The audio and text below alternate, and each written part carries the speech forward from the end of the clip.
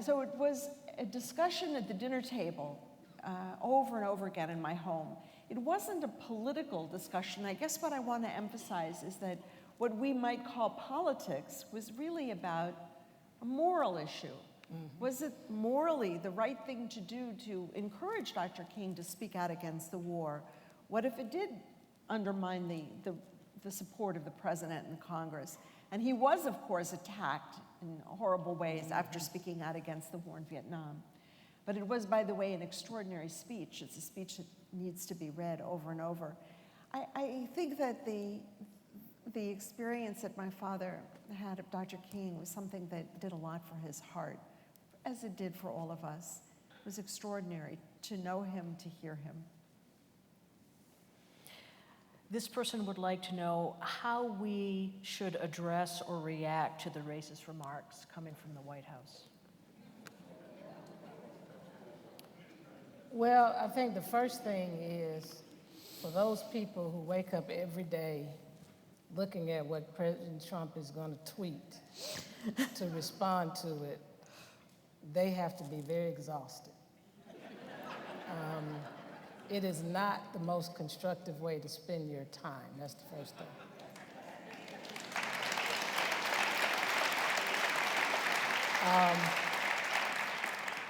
You know, if we are doing the work and we are echoing, or not echoing, but we are speaking our messages loud and clear on the platforms that we have and the places that we have influence, his voice will become diminished in society. And that means speaking in the places where he speaks. He speaks to a group of people, many of whom feel marginalized themselves. And a lot of times we don't think about that. We don't think about what is the real appeal and how is it that I can connect with that community, that group, those interests. And you know, I told some people when he was elected, everybody's so focused on impeaching Trump. I said, why not focus on the people who voted for him? I mean, the fewer people that vote for him, he'll be impeached a different kind. He'll be out of office. He won't get reelected. But there's all this energy around. First of all, we can't do anything to get him impeached. We just don't have that power. But we have enough power in humanity to reach those other people, and they can be reached. We don't want to have anything to do with them because they're just hateful or whatever. But when I listened to, there was some special on CNN, and I think it was something that Van Jones did, and he went to interview some people in West Virginia, and the family there, the gentleman said that they voted for Obama the first and the second time. But they're looking for change. That's the reason they voted for Obama. They were looking for change. Now, because, you know, for them, they had a negative effect from what we call Obamacare, which really is the Affordable Care Act. They're looking for change. So that's why the husband now was supporting Trump. To me, that's a person that can be won over. But we're trying to win over people instead of win people over in everything that we're doing. So my thing is stay focused on mission and message and work, and dare to connect with those people who kind of feel like they've been on the fringe and now it's their time. That's what they feel. We got somebody in the White House that cares about us. So it's the listening that you were talking about, which is so hard to do. It is hard. So hard to do. And the hearing, it's not just the listening, it's the hearing. Yeah. So this person wanted to know what was life like for you once your father was gone. Was that it must have been a horrific thing, even though you were 5. Yeah. You know, to put it in context, my father was assassinated when I was 5. You know, that kind of not only took him out of my life, it kind of repositioned my mother too, because she continued the work, and she couldn't be as present as she was prior to his assassination. So it's kind of a displacement of both parents. I don't think people think about that, in this whole process. I grew up where she didn't get an opportunity to come to a lot of my extracurricular activities. I remember some piano recitals, but a lot of the sports that I was involved in, I don't remember my mother ever showing up, maybe for a couple of soccer games. And I played a lot of different sports because she was really focused on advancing the legacy. But in the midst of all of this, we got news at age 6 that my uncle mysteriously found in his swimming pool dead. He became like a surrogate father for me. He did not drown because he didn't have water in his lungs. He was present when my father was assassinated. We believe there's some connection there to why he's not here with us. At 11 years old, my grandmother was shot in church.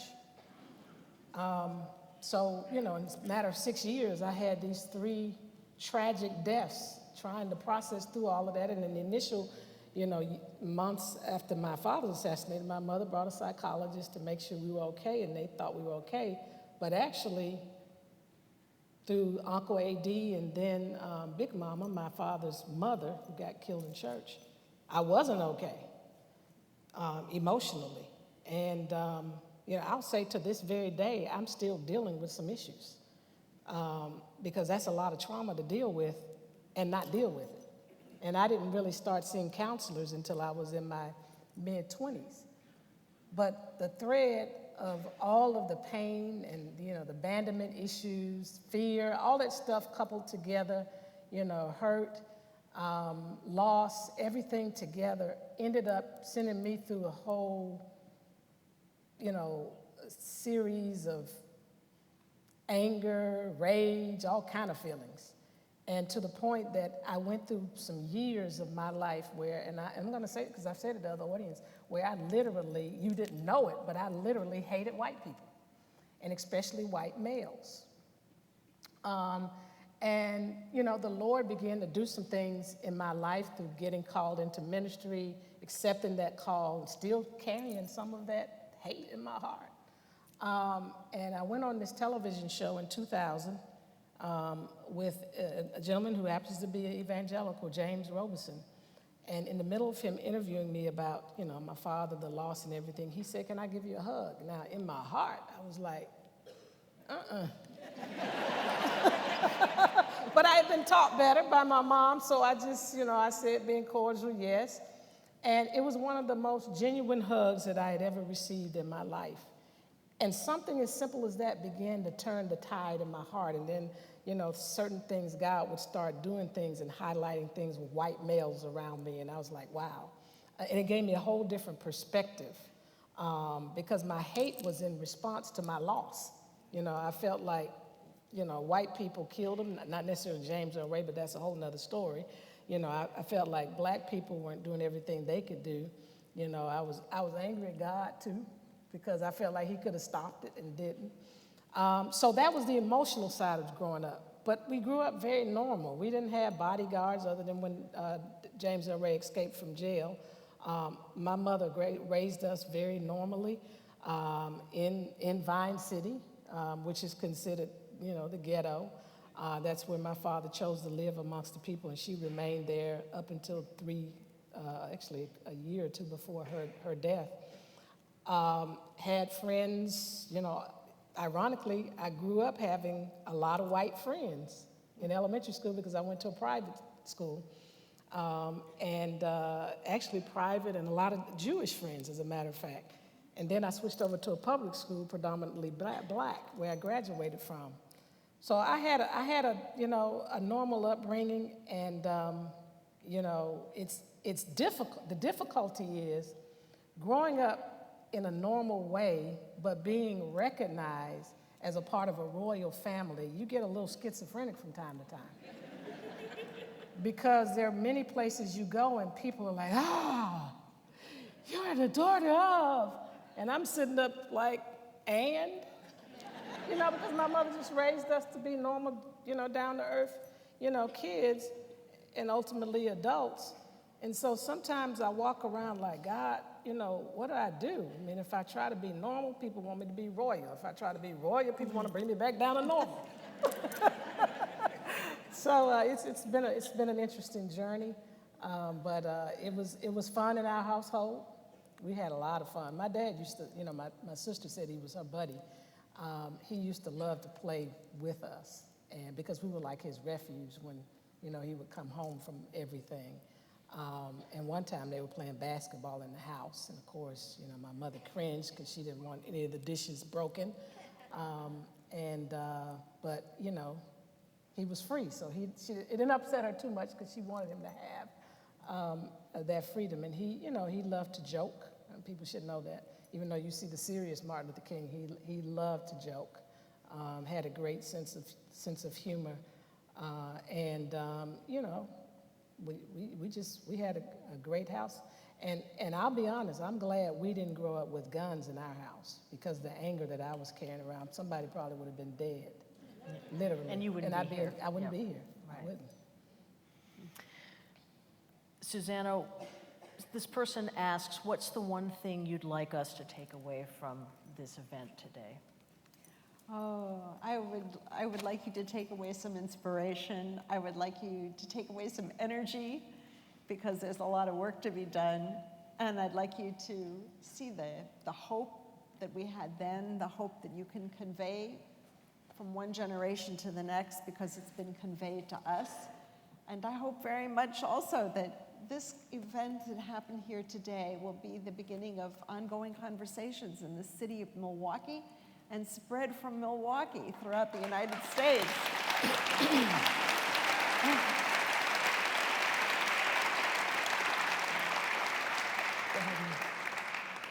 Before I say goodbye, I'd like to share this one last video with everyone here. All we say to America is be true to what you said on paper.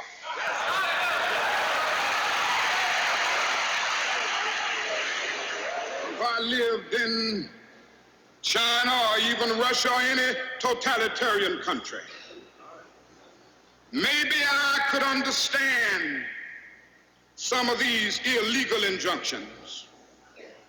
Maybe I could understand the denial of certain basic First Amendment privileges, because they haven't committed themselves to that over there.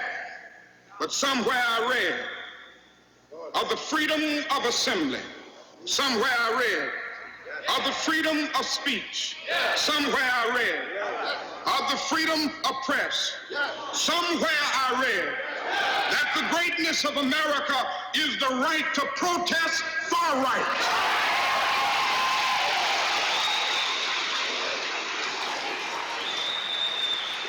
And so just as I say, we aren't going to let any dogs or water hoses turn us around, we aren't going to let any injunction turn us around.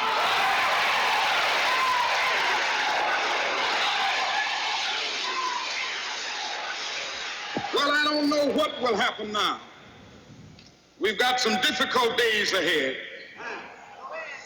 But it really doesn't matter with me now, because I've been to the mountaintop. I don't mind. Like anybody, I would like to live a long life, long